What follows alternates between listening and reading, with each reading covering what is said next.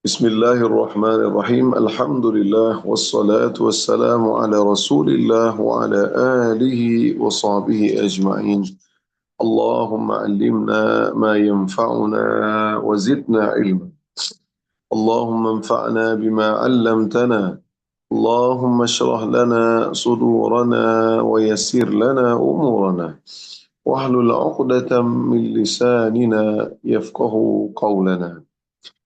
Baik para ustazah dan para santri yang dirahmati Allah Subhanahu wa taala, di pelajaran sirah kita hari ini sebelum liburan kita masih di bait 22 sampai bait 26 karena ini merupakan kisah yang panjang. Artinya kalau seandainya sirah nabawiyah kita cukupkan dengan yang sahih-sahih dari hadis Nabi sallallahu alaihi wasallam, maka sirah tentang Nabi sallallahu alaihi wasallam hanya sedikit ya. Tidak terlalu banyak, tapi kita menyampaikan riwayat-riwayat yang disampaikan oleh para ulama ya, dengan syarat memang tentu derajatnya tidak sangat-sangat lemah. Ini bisa dijadikan dalil dan hujah dalam menyampaikan sirah. Karena dalam sirah ini para ulama lebih bermudah-mudahan ya, dia lebih bermudah apabila itu memang sesuai dengan syariat maka diambil ya.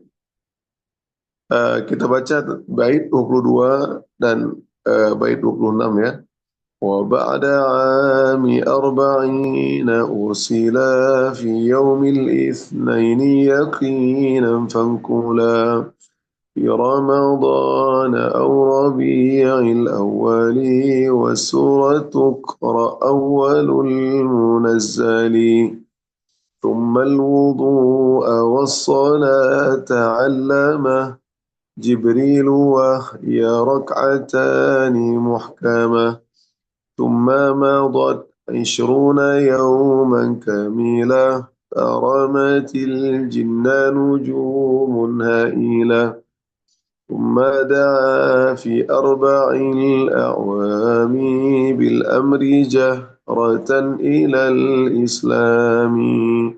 Coba sama-sama ya para santri ya, silakan dibaca, mudah-mudahan bisa diingat-ingat dan bisa dihafal ya. Ya silakan. Wa ba'da أرسلا في يوم الاثنين يقين فانقلا في رمضان أو ربيع الأول وسورة اقرأ أول المنزل ثم الوضوء والصلاة علم جبريل وهي ركعتان محكمة ثم مضت 20 يوما كاملة فرمت الجنان نجوم هائلة ثم دعا في 4 الأقوام بالأمر جهرة إلى الإسلام. Baik, terima kasih ya. Alhamdulillah ya. Kita sudah sampaikan bahwasanya sebelumnya bagaimana kejadian-kejadian ya, artinya di bait-bait sebelumnya tentang bagaimana di usia Nabi Shallallahu Alaihi Wasallam di umur 35 tahun, Nabilah salah satunya Al-Amin yang digelar oleh masyarakat Quraisy ketika itu, yaitu orang yang terpercaya, sehingga ketika terjadi persengketaan antara orang-orang Quraisy ya tentang siapa adalah orang yang memberi keputusan tentang meletakkan Hajarul Aswad, karena sebagian daripada kabilah-kabilah bahkan hampir bertumpah darah dan hampir berperang. Maka ketika itu muncullah ide ya dari Abi Umayyah ya, untuk siapa yang melalui pintu tersebut maka dialah yang menghukumi kita. Maka Rasulullah lah orang yang masuk dari pintu tersebut, kemudian Nabilah yang memegang pakai kain ya, semua kabilah-kabilah ikut untuk mengantarkan dan meletakkan Hajarul Aswad dengan tangan Nabi SAW. Ini menunjukkan kemuliaan, artinya Nabi SAW sudah mulia, artinya sudah digelar terpercaya, tidak pernah berdusta, orang yang paling jujur di antara mereka, sehingga mereka menggelari Hadzal Amin. Mereka mengatakan inilah orang yang kami percayai dan kami ridha dengan keputusannya. Nah, wa ba'da ami arba'ina ursila, ketika Nabi berusia 40 tahun, Nabi diutus menjadi rasul. Nah, inilah yang selama ini menjadi teka-teki oleh Nabi Shallallahu Alaihi Wasallam, ya, karena eh, selama ini Nabi heran ketika masih kecil, ya, beliau dibelah dadanya, ya, bahkan dalam riwayat ada dilakukan lagi pembelahan dada Nabi Shallallahu Alaihi Wasallam sebelum diangkat menjadi rasul. Intinya eh, ada yang mengatakan ketika Nabi diangkat menjadi rasul, kemudian ketika Isra Mi'raj, ya. Inilah yang menjadi teka-teki Nabi SAW. Kenapa ada hal-hal yang aneh menimpa dirinya sendiri, ya. Kemudian juga dalam riwayat dikatakan ketika Nabi SAW mendekati, ya, selama 3 tahun Nabi melakukan at-tahannus. Ya, at-tahannus itu yaitu berkhalwat, ya. Makna at-tahannus itu yaitu Nabi Shallallahu Alaihi Wasallam lebih memilih untuk berkhalwat, yaitu menghindari daripada kekufuran dan kesyirikan yang dilakukan oleh orang-orang musyrikin Arab. Artinya apa yang mereka lakukan sudah sangat mengerikan, ya. Jadi Nabi SAW menghindar, ya, menghindar untuk mengikuti mereka, ya, karena Nabi tidak pernah pun melakukan untuk menyembah berhala. Oleh karenanya Nabi dalam 1 tahun sekali, yaitu sebulan, Nabi ingin menjauhi dari masyarakat Quraisy, yaitu untuk bertahanus, ya, untuk bertahanus itu untuk menyendiri, ya, untuk mencari hidayah tentu, ya. Jadi fakana Rasulullah jawiru dzalika syahr min kulli sanah. Jadi ketika setiap tahun itu, jadi sebelum Nabi diangkat menjadi Rasul, Nabi sudah suka untuk bertahanus. Jadi sebulan dalam setahun. Ketika Nabi SAW pulang, yut'imu man ja'ahu minal masakin. Nabi suka bersedekah, ya, tapi ketika itu Nabi lebih suka lagi bersedekah, ya. Kemudian ketika Nabi mau pulang, ya, karena awwalu ma yabda'u bihi dan sarafa min al-Ka'bah. Jadi Nabi masuk ke Ka'bah, kemudian Nabi pun sebelum masuk ke rumahnya, Nabi fayatufu biha sab'an. Nabi pun melakukan tawaf di Ka'bah selama 7 kali. Atau Masya Allah, ataupun lebih dari itu. Kemudian dia kembali ke rumahnya. Hatta idza kana syahr alladhi arada Allah bihi ma arada min karam. Ketika bulan, ya, ketika bulan ingin, disitulah Nabi SAW bertemu dengan eh, bahkan dalam riwayat pada bulan Ramadan, ya, di Gua Hira, ya, di Gua Hira bertemu dengan malaikat Jibril. Nah, inilah awal-awal pertama sekali yang menjadi teka-teki Nabi, karena di tahun ketiga disinilah eh, Nabi, ya. Coba kita bayangkan bagaimana seorang eh, Nabi ataupun seorang laki-laki, ya, dia sendiri di dalam gua tersebut, kemudian datang seorang laki-laki, ya, faja'ani Jibril, kata Nabi, wa ana naim binamtin min dibat fihi kitab. Ya, aku tertidur, ya, terlelap, kemudian datanglah datanglah Jibril, tiba-tiba langsung dia mendatang mengatakan, qultu ma aqra, bacalah apa yang aku baca. Faqatani, maka dia pun mendekatku, hatta dhanantu annahu al-maut, ya, dia pun mendekat memelukku sampai aku tidak bisa melepaskannya. Kemudian sampai aku nggak bisa membaca. Ya, ana biqari, aku nggak bisa membaca, aku nggak bisa, sampai ketiga kali. Maka keempat kali, Iqra, kata Jibril, uh, apa namanya, kemudian dia membaca, Iqra bismi rabbikal ladzi khalaq, khalaqal insana min 'alaq, Iqra wa rabbukal akram alladzi 'allama bil qalam 'allamal insana ma lam ya'lam. Jadi 5 ayat inilah, ya, bacalah dengan nama Tuhanmu yang telah menciptakan manusia dengan segumpal darah.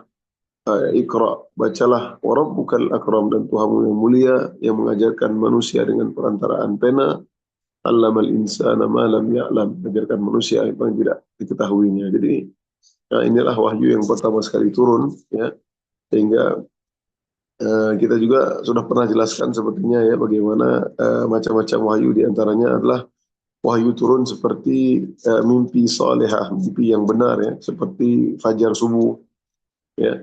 Kemudian juga mimpi malaikat Jibril langsung bertemu dengan Nabi Shallallahu Alaihi Wasallam berwujud seorang laki-laki. Ini model-model wahyu ya.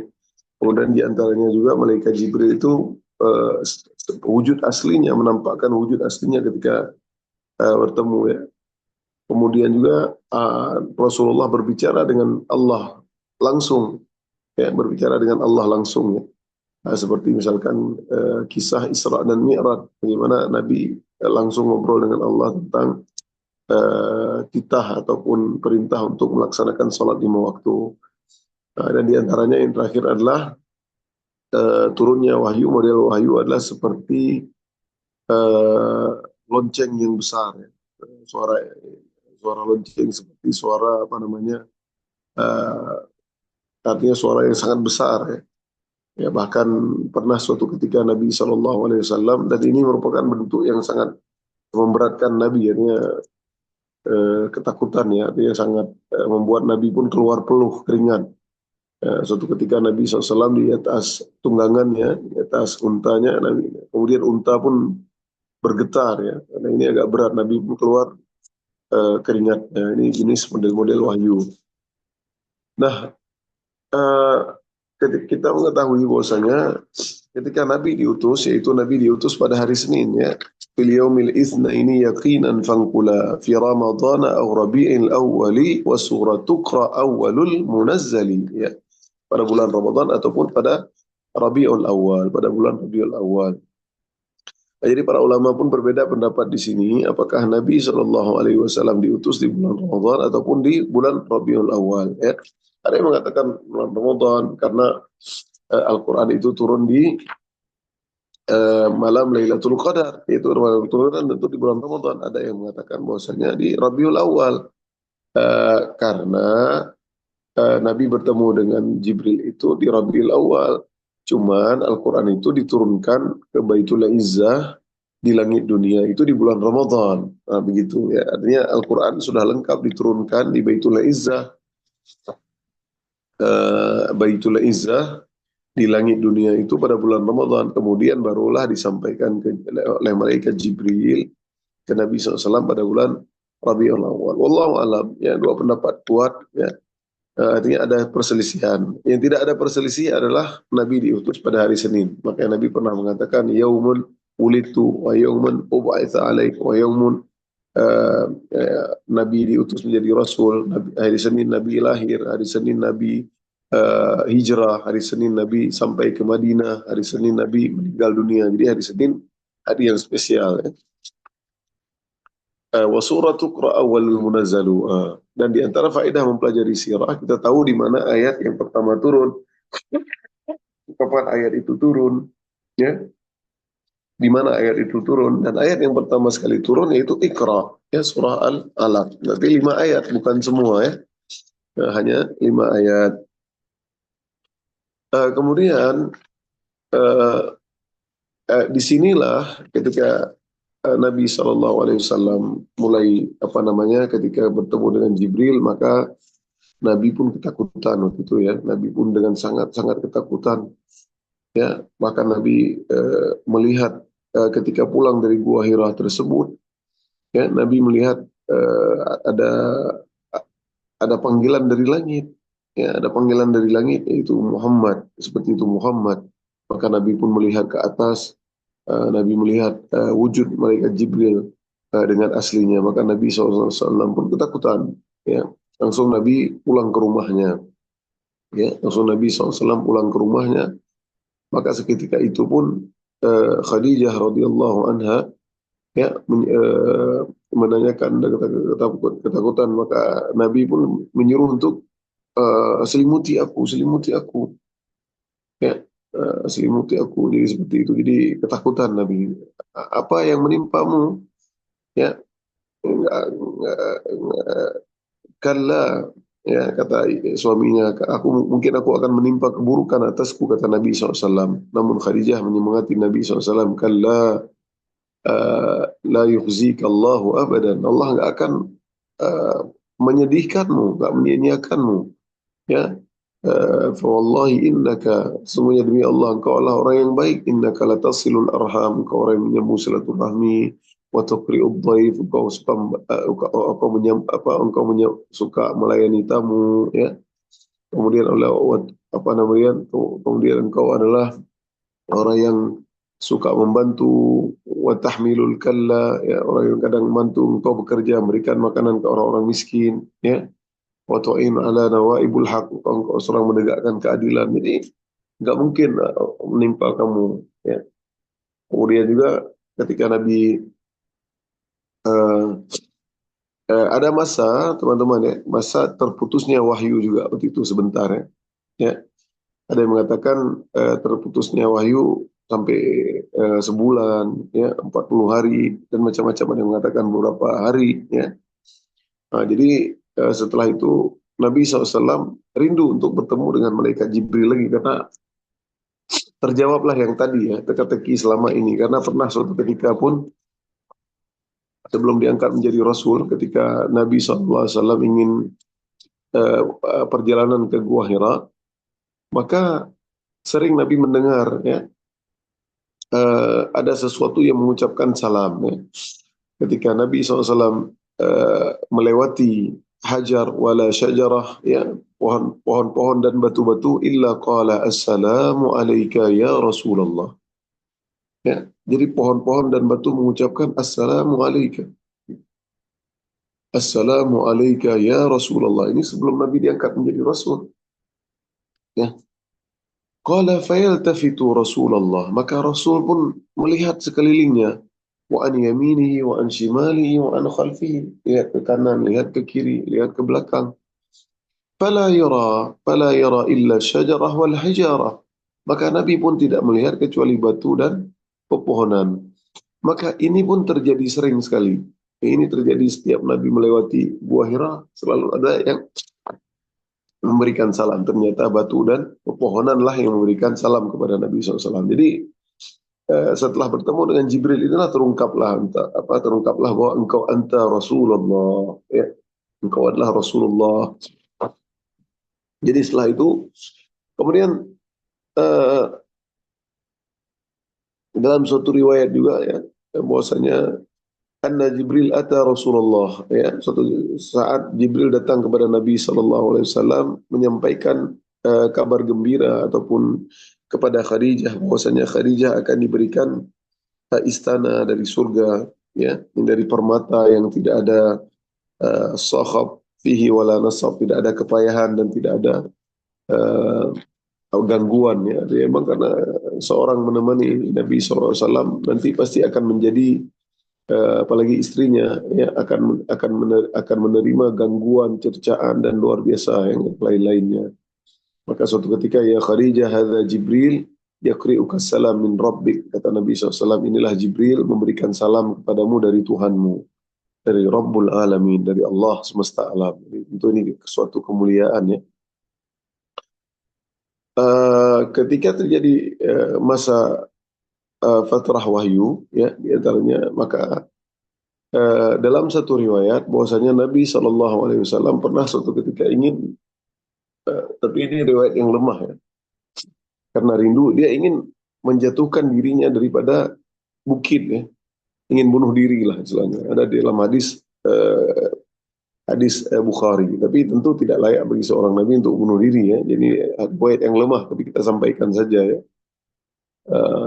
Jadi ketika Nabi ingin menjatuhkan, karena Nabi ingin bertemu nih, kenapa nih kok sebentar ketemu kemudian nggak datang lagi wahyu seperti itu. Jadi Nabi kayak rindu. Kemudian ketika Nabi ingin menjatuhkan dirinya, maka Jibril pun datang, ya Rasulullah, anta Rasulullah. Maka barulah tenang Nabi SAW. Wahyu yang kedua di antaranya turun adalah ketika Nabi sedang, ya ayyuhal muddathir qum fa'anzir wa rabbaka fakabbir wa thiyabaka fatahhir, ya, wa rujza fahjur, ya. Jadi di antaranya adalah surah Al-Muddathir turunnya, wa surah Al-Muddathir, dan surah Al-Muzammil, ya ayyuhal muzammil qumil laila illa qalila nisfahu aw inqus minhu qalila aw zid alaihi warattilil qur'ana tartila. Jadi inilah wahai orang-orang yang berselimut, Nabi berselimut ya. Qum fa'anzir wa rabbaka fakabbir. Ya, qum berilah peringatan. Nah, disinilah mulailah perjalanan Nabi SAW untuk berdakwah secara sembunyi-sembunyi selama 3 tahun. Ya, Nabi berdakwah secara sembunyi-sembunyi secara 3 tahun. Ya. Nah, nanti thumma da'a fi arba'il a'wami bil amri jahratan ilal islami. Kemudian pada tahun keempat nanti perintah untuk berdakwah secara terang-terangan. Jadi tahun 1 dan tahun ketiga, itu 43 tahun usia Nabi SAW masih dakwah secara sembunyi-sembunyi. Karena dakwah secara sembunyi-sembunyi ini penting teman-teman. Nanti kalau langsung didakwahi eh, orang-orang Quraisy secara terang-terangan mungkin berbahaya. Makanya Allah Maha Tahu, ya Allah menyuruh Nabi SAW melalui perantaraan malaikat Jibril untuk berdakwah secara sembunyi-sembunyi. Maka setelah turun ayat tersebut, maka Nabi pun sampai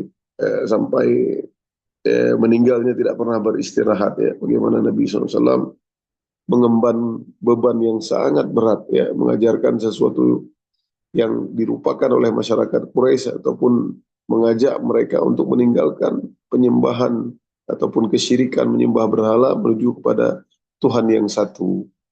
Ya, ini tentu berat teman-teman ya, apalagi Mekah yaitu daerah yang sangat diminati oleh seluruh orang. Mereka bertawaf di sana, ya, pusat perdagangan juga.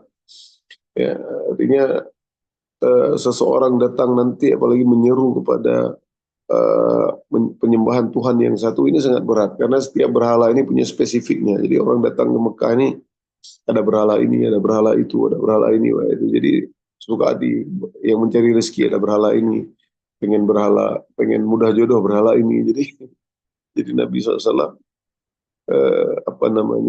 berat ya misi dakwahnya. Ya. Padahal orang-orang yang seperti Nabi SAW sebenarnya ada. Artinya orang-orang yang tidak pernah menyembah berhala seperti misalkan Waraqah bin Naufal, ya Amru bin As-Sulami, ya, ada beberapa ya. Naufal, apalagi ya, ada beberapa orang yang seperti yang semisal dengan Nabi SAW yang mereka berpegang kepada agama Hanif, ya, berpegang kepada agama Ibrahim alaihissalam. Cuman orang-orang Quraisy ini ya karena ini tidak mengganggu, jadi tidak masalah. Ya. Jadi mereka pikir pun seperti ini nanti hilang sendiri. Ya. Kemudian setelah turunnya wahyu tersebut, maka ada masa fatrah lagi ya, masa di mana lama tidak turunnya wahyu. Ya, bahkan dalam riwayat istrinya Abu Lahab menghina Nabi SAW, ya, mengatakan Tuhanmu, apakah bukan Tuhanmu, setanmu sudah tidak datang berapa hari, 3 hari atau 4 hari katanya. Ya, jadi dia mengatakan Jibril itu setan oleh istrinya Abu Lahab ini, parah nih istrinya Abu Lahab ya. Nah, jadi ya, kemudian turunlah surat ya, wadduha wal laili idza saja ma wadda'aka rabbuka wa ma qala. Demi penggalahan matahari yang naik ya, demi waktu duha wal laili idza saja, di malam yang telah sunyi, sesungguhnya ma wadda'aka rabbuka wa ma qala, Tuhanmu tidak meninggalkanmu dan tidak menyanyiakanmu. Jadi ketika turun ayat ini semakin senanglah Nabi SAW ya. Nah, setelah itu pun wahyu tidak pernah terputus lagi. Akhirnya wahyu terus datang. Ya. Summa salat, summa al-wudu'a was-salata 'allamah Jibril wa hiya rak'atani muhkamah. Ya. Nah, summa al-wudu'a was-salah. Jadi ketika di awal dakwah secara sembunyi-sembunyi tentu ada perintah, yaitu sebagaimana diriwayatkan bahwasanya awwalu maftaradat alaihi rak'atain kulla salatin thumma inna Allah ta'ala atammaha al-hadr arba'an wa aqarraha fi safar ala fardhu al-awwal rak'atain. Jadi salat yang awal sekali diperintahkan oleh Nabi SAW rak'atain, 2 rakaat. Semua salat 2 rakaat, nggak ada yang 4 rakaat. Nggak ada sholat duhur dua rakaat. Jadi bukan 5 waktu sholat dulu. Ya, sholat bukan 5 waktu, hanya 2 waktu ataupun 4 waktu, yaitu maksudnya 2 rakaat, 2 rakaat. Sebagaimana yang diriwayatkan oleh dalam As-Suhaili wa dzakara al-Muzani, dan disebutkan oleh Imam Al-Muzani anna shalah qabla al-Isra kanat salatan qabla ghurub asy-syam wa salatan qabla tulu'iha. Itu sesungguhnya salat sebelum peristiwa Isra dan Mi'raj, sebelum Nabi SAW mendapatkan titah perintah salat 5 waktu, maka salat yang diajarkan oleh Jibril adalah 2 rakaat sebelum ghurubus syam, sebelum matahari terbenam, dan 2 rakaat sebelum matahari terbit. Ya, sebelum matahari terbit dan sebelum matahari terbenam. Ya, ya artinya sholat tengah malam dan sholat di pagi hari ya. Dia sholat sekali ya, seperti itu, 2 kali ya sholat seperti itu.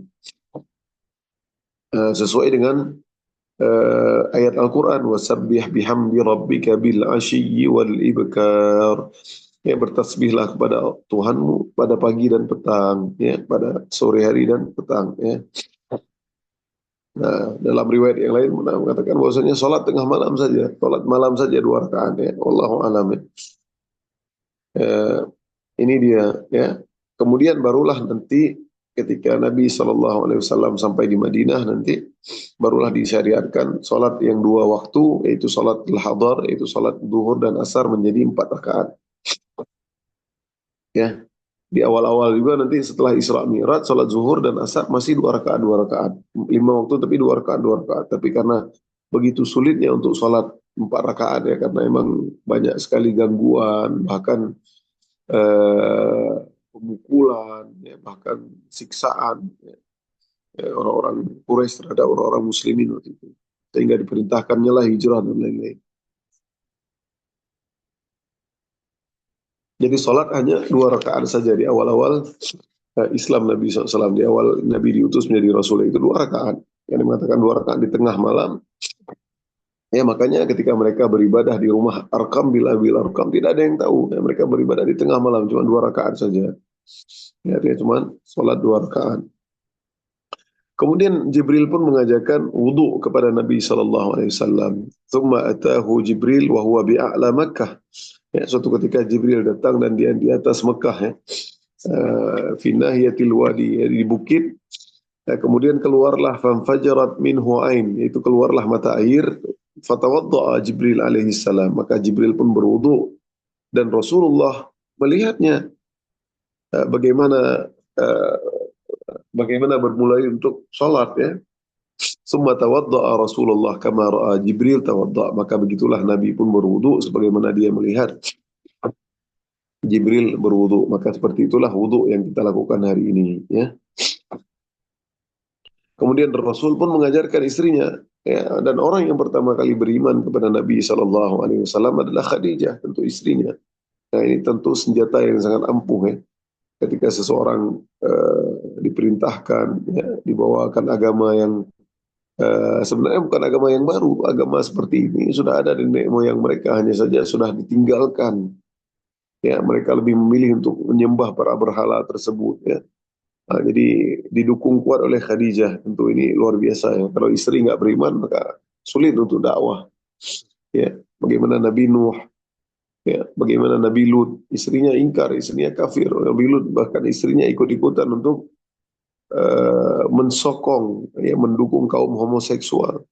Makanya dalam sebuah ayat Nabi Lut pernah berkata, "Lau anna li bikum quwwah aw awi ila ruknin syadid." Ketika datang tamu-tamu, yaitu para malaikat yang ganteng-ganteng bertemu dengan Nabi Lut alaihi salam, ya, dan istrinya yang memberitahukan kepada kaumnya bahwasanya Nabi Lut kedatangan laki-laki yang ganteng, maka para kaumnya waktu itu pun sudah datang ke sana dengan nafsu yang bergejolak, "Ya Lut, kasihlah tamumu."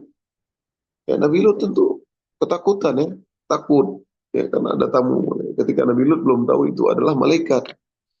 Ya, ternyata itu adalah malaikat yang datang dengan berwujud laki-laki yang ganteng, ingin mengabarkan bahwasanya inna maw'idahumus subh alaysa subhu biqarib, itu bahwasanya mereka akan dihancurkan, ya, mereka akan ditenggelamkan ke dalam bumi besok subuh sebelum terbit matahari. Artinya Nabi Lut disuruh untuk pergi. Ya.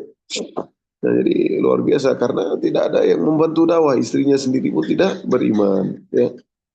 Bahkan dalam ayat surat Tahrim, apa namanya?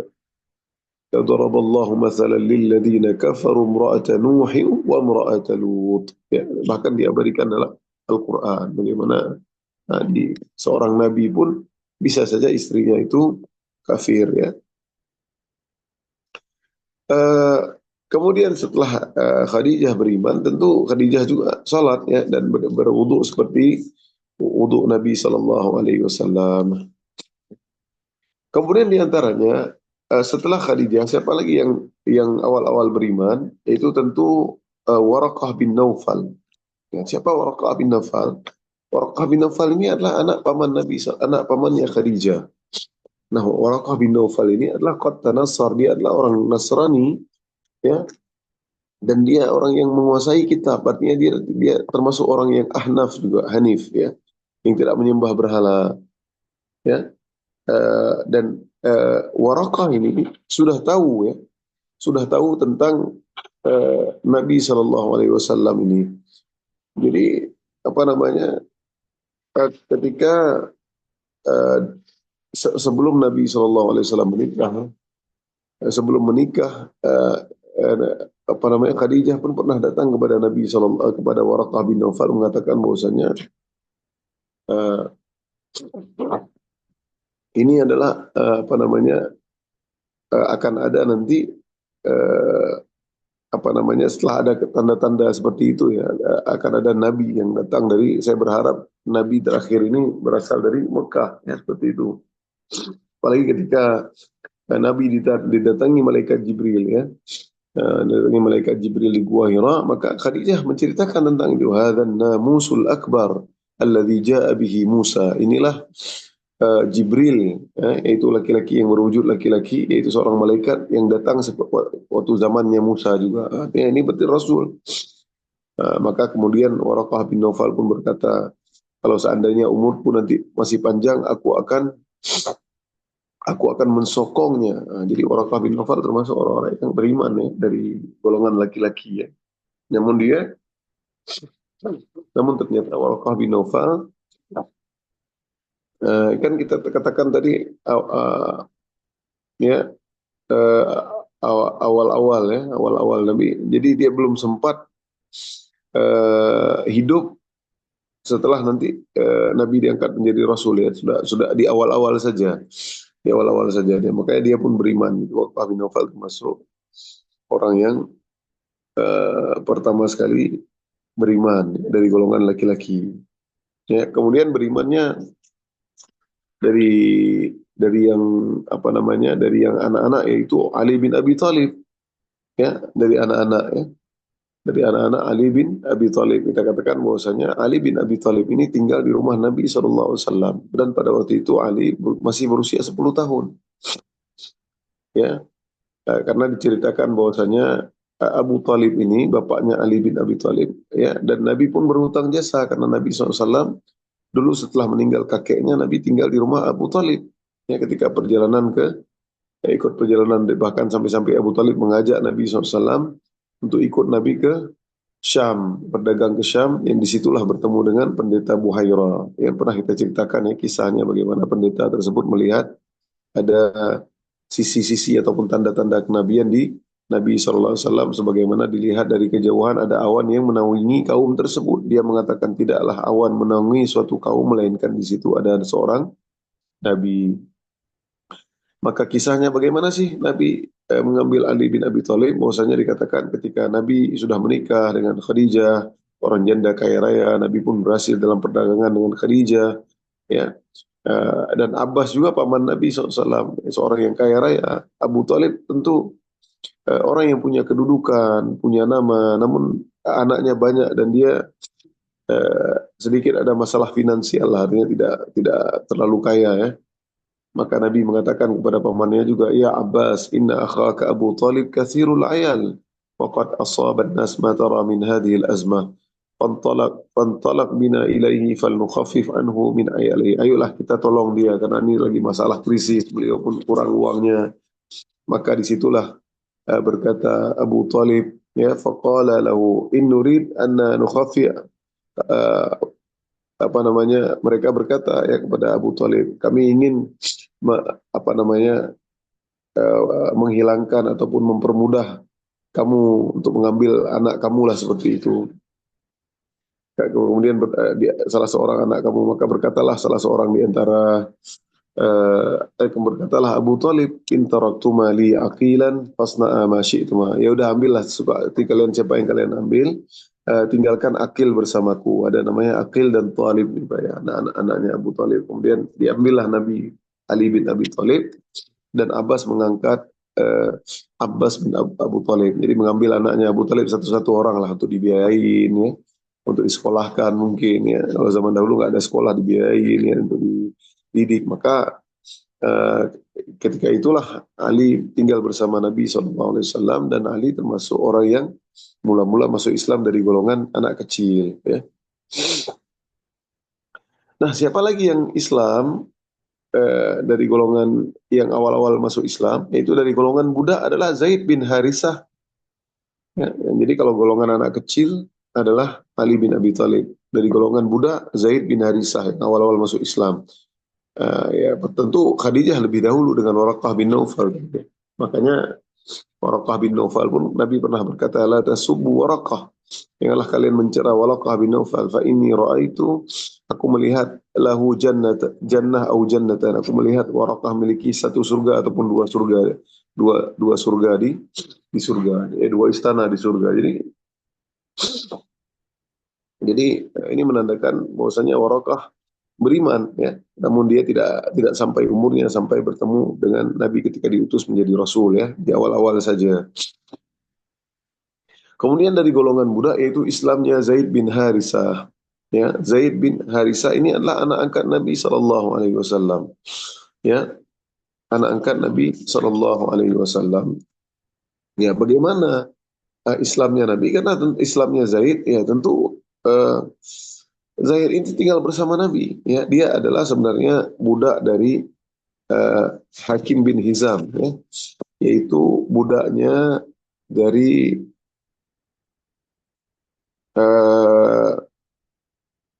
apa namanya, ponakannya, ya, ponakannya Khadijah, ya, ponakannya Khadijah, ya, ponakannya Khadijah. Fadakhalat alaihi ammatuhu Khadijah bintu Khuwailid, ya. Jadi ketika Khadijah datang, ya, jadi Hakim bin Hizam itu membelinya dari Syam, ya. Akhirnya dia menjadi budaknya Hakim bin Hizam, ponakannya Khadijah. Kemudian ketika Khadijah datang ke rumahnya Hakim bin Hizam, maka dikatakan kepada Khadijah, ikhtari ya ammah ayu haula'il ghilman syi'ti fahuwa laki. Nah, maka kalau pilihlah di antara ini anak-anak nih, ada bocah-bocah banyak, itu budak, ya. Di Hakim bin Hizam ini banyak anak-anak yang telah dibeli sama dia, anak-anak laki-laki yang masih kecil, ya, masih remaja lah waktu itu. Bukan remaja, ya, masih kids kita bilang, ya, mungkin umur 10 tahun, 12 tahun, ya. Maka Khadijah pun memilih Zaid bin Harisah. Maka ketika Nabi menikah dengan Khadijah, tentu Zaid bin Harisah sudah menjadi seperti anak Nabi Shallallahu Alaihi Wasallam. Bahkan nanti dijadikan anak angkat Nabi, bahkan dipanggil Zaid bin Muhammad, ya. Sebelum nanti turun ayat melarang untuk memanggil namanya Zaid bin Harisah, dan diangkatlah menjadi anak angkat Nabi SAW, dan Nabi sangat sayang kepada Zaid bin Harisah.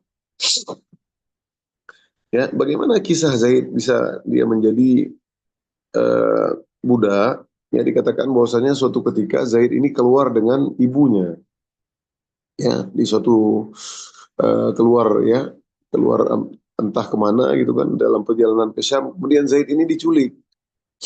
Ya, aslinya Zaid ini bukan orang yang budak, tapi dia merdeka. Ya, sama seperti kita lihat kisah Nabi Yusuf alaihi salam, ya, kalau teman-teman masih ingat, ya. Ya, ketika traveler, ketika orang-orang yang perjalanan untuk melihat Nabi Yusuf di sumur, kemudian diambillah Nabi Yusuf, anak kecil, ya, kemudian langsung dijual di pasar, jadilah dia budak. Padahal Nabi Yusuf bukan orangnya, bukan keturunan budak, ya, bukan budak, ya. Begitulah kisah Zaid bin Harisah. Jadi diculik dari ibunya, kemudian dia dijual lah di pasar-pasar. Dibelilah oleh Hakim bin Hizam sehingga jadilah dia menjadi budak. Nah, kalau hukum budak ini dia tetap budak kalau dia tidak dimerdekakan. Artinya budak ini bisa dilakukan apa saja, bisa disuruh, diperintah ya.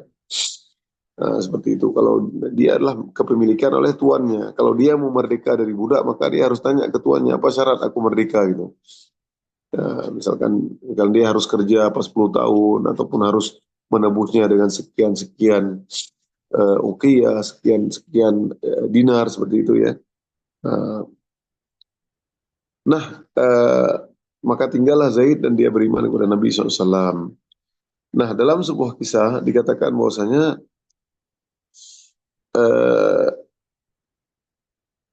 sebelum Islam datang ya, artinya ini sebelum Nabi diangkat menjadi Rasul ya. Terdengarlah kabar oleh orang tuanya Zaid ya, bapaknya Zaid bin Harisah ya, yaitu Harisah ya, namanya adalah Harisah ya, Harisah bin Syurahbil ya, nama bapaknya ya. Harisah bin Syurahbil. Maka dia mendengar bahwasanya si Zaid ini telah berada di seorang pemimpin kaum ya. Di anak pemimpin kaum, itu anak Abdul Muttalib ya, antum jiran Allah ya, engkau adalah tetangga Allah, engkau adalah orang-orang yang membantu orang-orang yang lemah, engkau sering apa namanya, memberikan makanan ke orang-orang yang lapar. Waqad ji'tuka fi ibnana abduk, maka aku datang kepada anakku untuk menebus ya, dia datang kepada Zaid bin Harisah untuk menebus bapak si Zaid, kembalikanlah anakku kepada aku gitu kan. Kembalikanlah anakku kepadaku. Maka eh, Nabi pun berkata, ya nggak usah bayar-bayar, nggak usah tebus. Kalau itu memang anakmu, maka silakan ambil kalau dia mau. Ya kata Nabi, fa in ikhtara kama fadaka. Kalau dia memilihmu, silakan ambil. Wa in ikhtarani fa wallahi ma ana billadhi akhtar. Kalau dia memilih bersamaku, maka terserah bagi dia. Fada'ahu, maka Rasulullah pun memanggil si Zaid bin Harisah tadi. Ketika ditanya, dia bilang siapa? Ini adalah Harisah bin Syurahbil, ini adalah bapakmu. Eh, Nabi berkata, in syi'ta dhahabta ma'aha. Kalau kamu mau, pergilah kamu bersama mereka berdua ya. Artinya saudaranya ya. Ada bapaknya dan ada pamannya mungkin. Wa in syi'ta aqumta ma'i. Kalau kamu mau, silakan tinggal bersamaku, terserahku. Maka Zaid pun berkata, bal uqimu ma'ak. Zaid bin Harisah berkata, dia, aku mau tinggal bersamamu, wahai Muhammad, wahai bapak. Waktu itu Nabi belum jadi Rasul ya, wahai Muhammad. Karena begitu mulianya sifat Nabi SAW, bagaimana Zaid diperlakukan dengan sangat-sangat luar biasa ya. Artinya anak angkatnya tapi seperti anak sendiri ya. Nabi sangat mencintai Zaid, dan bahkan Zaid memilih Nabi tinggal bersama Nabi daripada memilih tinggal bersama bapaknya yang sudah lama ya. Kata Zaid, inni qad ra'aitu min hadzal rajul syai'an. Dia mengatakan bahwasanya aku telah melihat uh, si bapak ini, artinya Nabi Muhammad SAW, ada sesuatu kelebihan. Artinya dia telah suka ya, sehingga hatinya pun terpaut. Dia mencintai ya. Jarang-jarang kalau ada seorang budak, apalagi pembantu yang sangat cinta kepada majikannya, karena menunjukkan bahwasanya bagaimana akhlak Nabi SAW yang sangat mulia. Nah, begitulah kisahnya. Akhirnya Zaid pun memilih Nabi tinggal bersama Nabi SAW. Bahkan orang tuanya mengompori ya. Karena ngapain kamu pilih bersama dia? Kamu akan jadi budak. Ya, lebih baik aku jadi budak bersama Nabi daripada aku merdeka bersama kalian. Seperti itulah ya. Artinya sudah dia memilih bersama Nabi SAW. Di awal-awal sebelum turunnya ayat Al-Ahzab, maka orang-orang pun sering memanggil, karena Nabi terlalu cinta dan sayang kepada Zaid. Orang-orang ya, bahkan para sahabat dulu memanggil Zaid bin Muhammad. Zaid bin Muhammad, karena kita ketahui bahwasanya anak-anak Nabi yang laki-laki, wa wulduhu minha khala Ibrahim ya, kemudian Qasim dan Abdullahi ya. Qasim dan Abdullah dan Ibrahim, mereka tuh meninggal sebelum Islam ya nanti ya. Anak-anak Nabi ada nanti Ibrahim, tapi nanti Ibrahim pun meninggal dunia ya. Setelah Islam Ibrahim lah, tapi Ibrahim pun meninggal dunia. Jadi anak-anak Nabi yang laki-laki sudah meninggal, nggak ada laki-laki semua. Tinggallah anak perempuan yang 4 orang. Ya, cuman Zaid inilah seperti anak Nabi SAW ya. Gitu juga Ali bin Abi Thalib ya. Dan mana Ali tentu ada bapaknya Abu Thalib ya. Ya, Zaid juga ada cuman eh, orang tuanya masih belum Islam waktu itu ya. Maka setelah itu turunlah ayat ud'uhum liabaihim huwa aqsatu indallah, panggillah mereka dengan nama bapak-bapak mereka. Maka setelah ayat itu turun surah Al-Ahzab ayat 5, kami pun tidak lagi memanggil Zaid bin Muhammad, kami pun memanggilnya dengan Zaid bin Harisah. Beginilah kisah awal-awal Islam ya. Nanti insya Allah pada pertemuan yang akan datang kita akan ceritakan bagaimana Islamnya Abu Bakar As-Siddiq. Nah, ini adalah orang yang awal-awal masuk Islam dari golongan dewasa, dan bagaimana nanti luar biasanya dari dakwahnya Abu Bakar inilah tersebar Islam yang bahkan nanti awal-awal didakwah secara sirriyah ya, para kaum muslimin waktu itu berjumlah antara 50 sampai 60 orang. Jadi dan termasuk paling banyak mendakwahi adalah Abu Bakar. Dan insya Allah kita akan ceritakan pada pertemuan yang akan datang ya.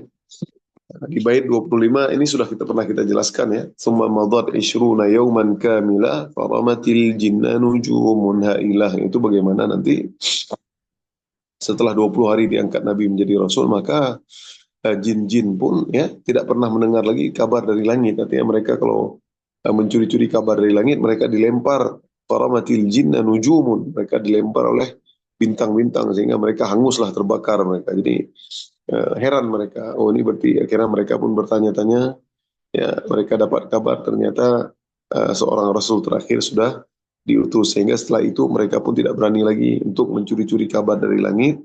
Dan inilah spesialnya Nabi akhir zaman yang diutus bukan untuk kaumnya, akan tetapi wa ma arsalnaka illa rahmatan lil alamin, Nabi diutus untuk semesta alam. Baik, inilah saja kisah di awal-awal Nabi diangkat menjadi rasul. Masih dalam dakwah secara sembunyi-sembunyi. Insya Allah nanti pertemuan datang tentang Islamnya Abu Bakar. Setelah itu nanti di bait 26 bagaimana kisah dakwah Nabi secara terang-terangan. Barakallahu fikum. Cukup ya. Aqulu qawli hadza wa astaghfirullahu li wa lakum. Subhanakallahumma wa bihamdik. Asyhadu an la ilaha illa anta astaghfiruka wa atubu ilaik. Assalamualaikum warahmatullahi wabarakatuh. Waalaikumsalam warahmatullahi wabarakatuh. Afwan, Ustaz izin ya.